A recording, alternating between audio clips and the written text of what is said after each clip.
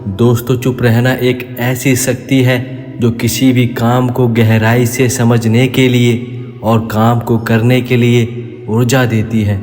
चुप रहने से हमारा मस्तिष्क ज़्यादा काम करने लगता है और हम ठीक समय पर सही निर्णय लेने में सक्षम होते हैं। यह हमारी आत्मिक शक्ति का मुख्य स्रोत है। आजकल के समय में हमारे लिए बहुत ज़्यादा मुश्किल होता है अपने मन को शांत रखना।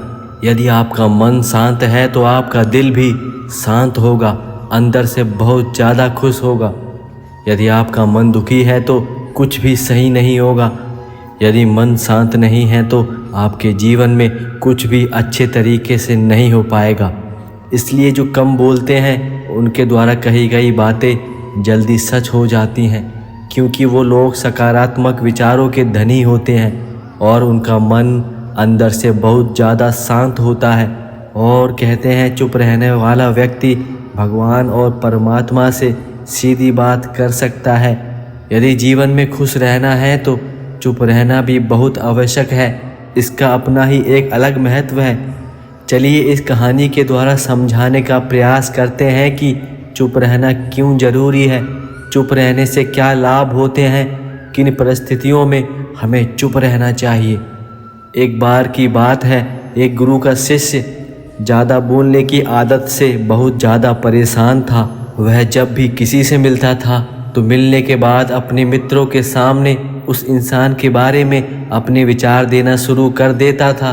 उसे कोई पूछे या ना पूछे, वह अपने आसपास स्थित लगभग हर चीज़ के बारे में अपनी राय बताना शुरू कर देता था।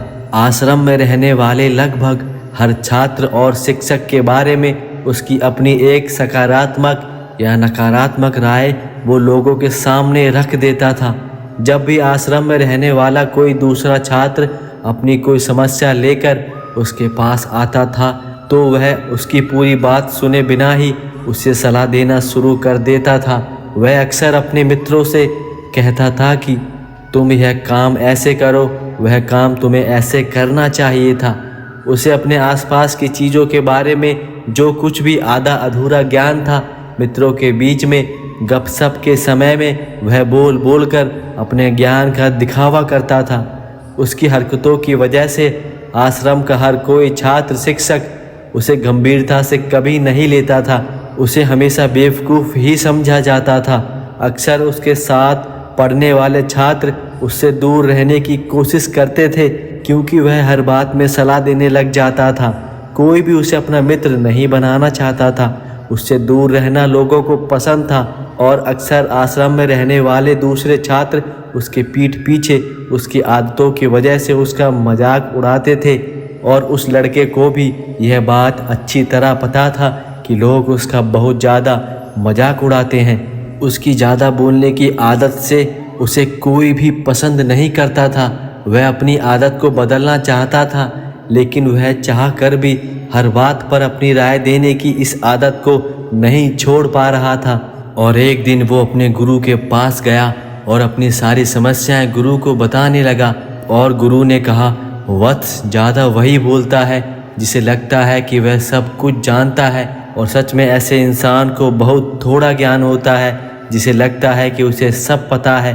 और उसके विपरीत एक समझदार इंसान सोचता है कि अभी ऐसा बहुत कुछ है जो उसे नहीं पता और ऐसा बहुत कुछ है जो उसे जानना बाकी है।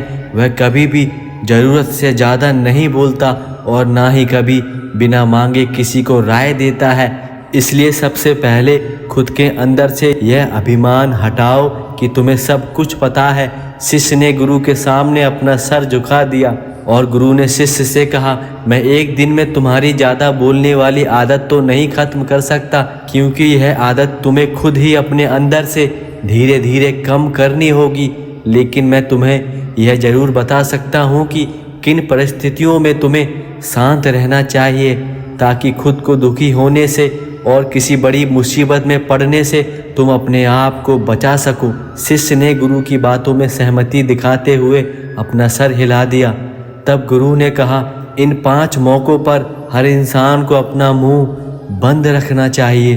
पहला, जब तुम्हें लगे कि तुम्हारी भावनाओं को कोई नहीं समझ रहा। और तुम्हारी बातों को कोई नहीं सुन रहा तो उस समय तुम्हें चुप ही रहना चाहिए। अक्सर हम लोगों को अपने दुख, अपनी परेशानियों के बारे में बताना शुरू कर देते हैं, जबकि हमारे आसपास रहने वाले ज़्यादातर लोगों को इन बातों से कोई मतलब नहीं होता कि हमारे जीवन में क्या बीत रहा है, कि हम किस परेशानी में जी रहे हैं। इस समाज में हर इंसान को केवल खुद से ही मतलब है। वो केवल खुद के ही बारे में बात करता है और वो खुद की तारीफ सुनना चाहता है।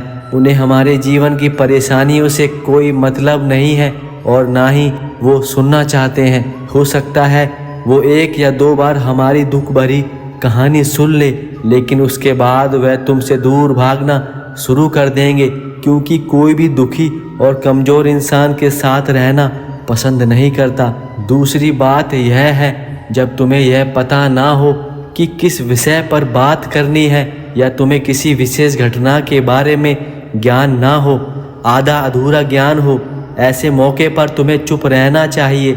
ऐसा इंसान जो आधा अधूरा ज्ञान होने के बाद भी उस विषय पर बात करता है, वो सिर्फ मजाक का पात्र बनता है और उसे कोई इंसान गंभीरता से कभी नहीं लेता।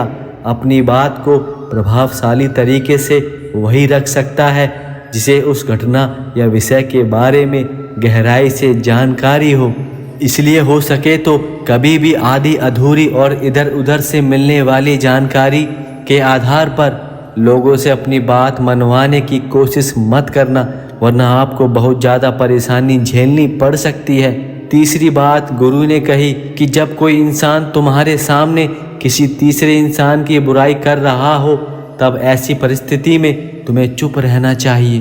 तुम्हें कभी भी ऐसे नकारात्मक बातचीत का हिस्सा नहीं बनना चाहिए, क्योंकि आज जो इंसान तुम्हारे सामने किसी तीसरे इंसान की बुराई कर रहा है, वही कल किसी और के सामने तुम्हारी भी बुराई कर सकता है। और इस बात की ज़्यादा संभावना है कि आज तुमने उसकी हाँ में हाँ मिलाने के लिए तीसरे इंसान की बुराई की और कल रिश्ते ठीक होने पर वह तीसरे इंसान से यह कह देगा कि वह तुम्हारे बारे में यह कह रहा था कि वो इंसान अच्छा नहीं है, और तुम्हारे बारे में बहुत कुछ उस तीसरे इंसान को बोल देगा। इसलिए जब भी कोई किसी तीसरे इंसान की बुराई करे या उसके बारे में गलत बात कहे या फिर उसका मजाक उड़ाए, तुम्हें बस उसकी बात सुन लेनी है, अपनी कोई प्रतिक्रिया नहीं देनी।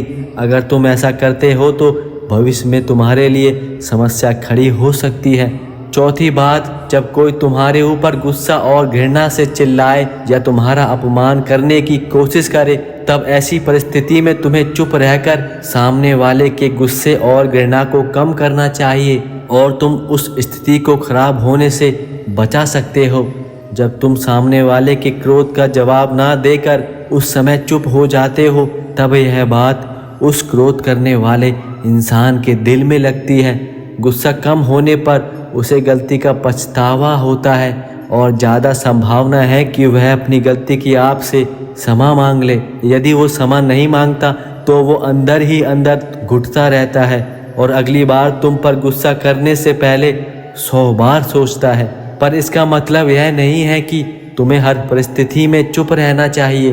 अगर कोई बार बार तुम्हारा अपमान करे तो तुम्हें उसका जवाब भी देना होगा, क्योंकि कुछ लोग ऐसे होते हैं, जब आप चुप हो जाते हो तो वो आपको कमज़ोर और लाचार समझ लेते हैं और इसी का फ़ायदा उठाकर वो आप पर हावी हो जाते हैं और बार बार आपको नीचे गिराने की कोशिश करते हैं। इसलिए हमेशा चुप रहना भी उचित नहीं होता।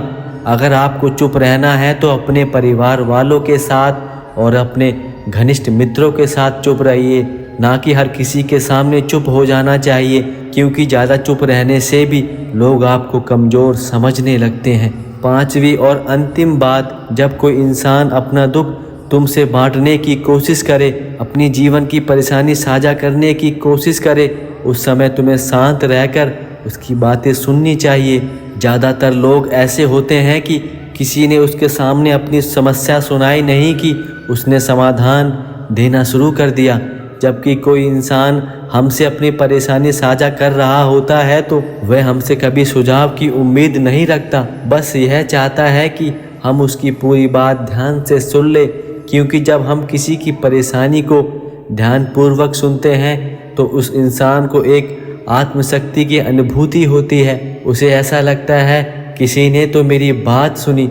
अधिकतर जब लोग अपनी परेशानी साझा करते हैं तब वो अपनी मन की बात बताना चाहते हैं, बल्कि यह नहीं कि आप उन्हें सलाह देना शुरू कर दें, क्योंकि जो सलाह हम उसे देने वाले हैं वह सब उसे पहले से ही पता है।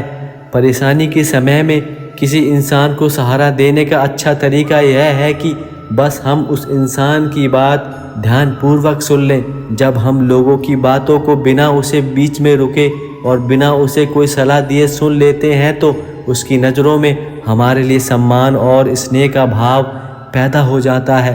हम ज़्यादा गंभीर और समझदार और शांत दिमाग वाले इंसान प्रतीत होते हैं।